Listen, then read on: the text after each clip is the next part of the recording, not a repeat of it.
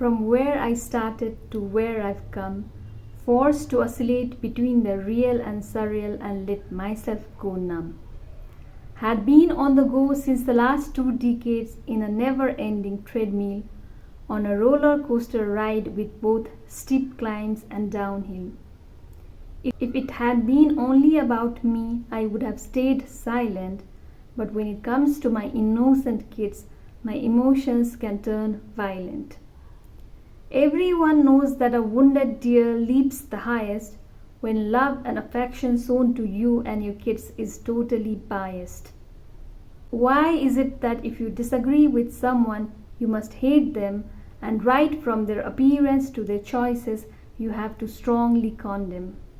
And why is it that to love someone, you agree with everything that they do and believe, even when you clearly know their habit of flattering to deceive?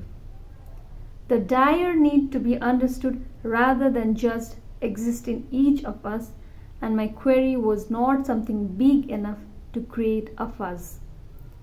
Telling the truth is definitely a revolutionary act in a time of lies and deceit, and the consequence of my action was something more troublesome than just mistreat. Reality is not what someone says in their convenience or something which meets the eyes of the audience. Truth is very powerful, and sooner or later it will ultimately prevail, and you can't get a good lawyer to fight your lies to get a bail. Today, I choose not to be dominated as every other time, and why should I stop measuring my self-worth? And here I'm not trying to prove myself sublime. Making a very hard decision to move out with nothing but calmness in my heart, mind, and body. Distance is my new response, and I don't return energy. Truth simply is what it is, and no amount of carefully painted hypocrisy can change the story from start to finish. Hello and namaste everyone. My name is Sormila Parajuli, and this is my brief statement of the truth.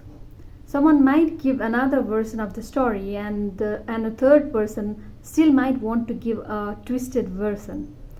So the question is, what is the real truth?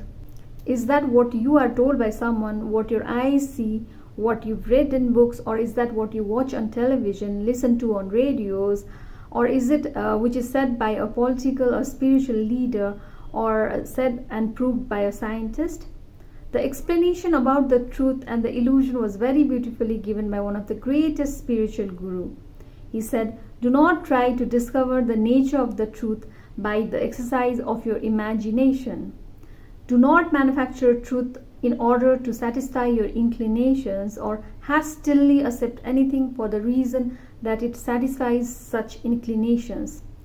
Truth should not be determined by personal feelings, popular vote, scientific consensus, or human biasness."